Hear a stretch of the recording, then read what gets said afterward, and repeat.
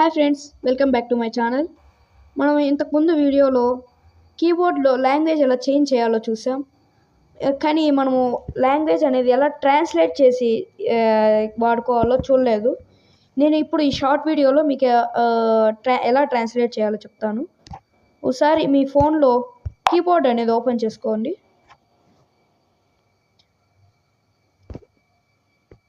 మీకు ఇక్కడ keyboard open చేస్తున్నట్టే మనం లాంగ్వేజ్ వేరేది ఎంతో చేంజ్ చేసుకొని మనం టైప్ చేయొచ్చు.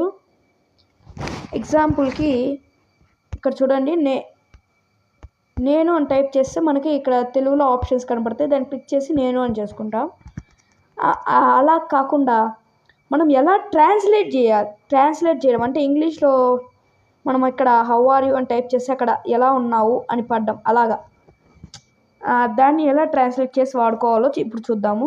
ఇక్కడ మీకు ఒక సింబల్ కనపడుతుంది కదా ఫ్రెండ్స్, థీమ్స్కి పక్కన ఆ సింబల్ ప్రెస్ చేస్తే మీకు ఈజీగా ట్రాన్స్లేట్ చేసుకోవడానికి ఇక్కడ ఉంటుంది.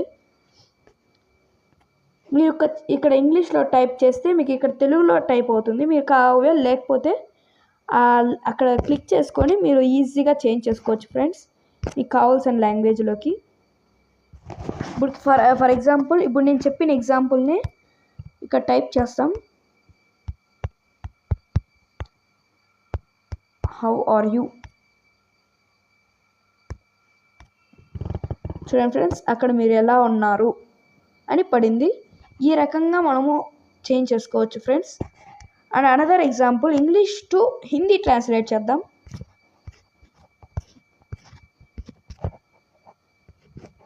ఇక్కడ ఉంది మనకి Hindi option. Same how are you అనేది హిందీలోకి ట్రాన్స్లేట్ చేద్దాం.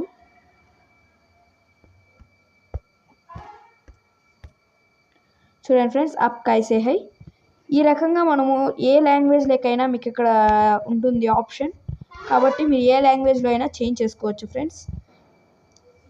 ఈ రకంగా మీరు మనం టైప్ కాకుండానే ఇలా ట్రాన్స్లేట్ కూడా చేసుకోవచ్చు friends. Thanks for watching the video. Don't forgot to like, share and subscribe to my channel friends.